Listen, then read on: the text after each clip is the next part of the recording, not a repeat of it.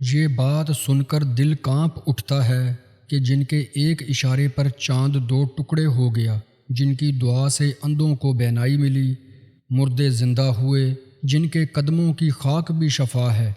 एक दिन वही महबूब रब्बुल आलमीन ऐसे हाल में दिखाई दिए कि जैसे कोई चीज़ उनके ख्यालात को जकड़ रही हो, जैसे यादाश्त धुंधला रही हो। ये कैसे मुमकिन हुआ?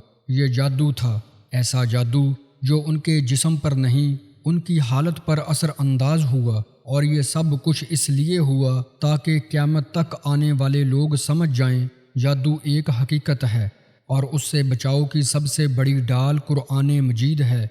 ये वाक़या सिर्फ सुनने के लिए नहीं, समझने के लिए है।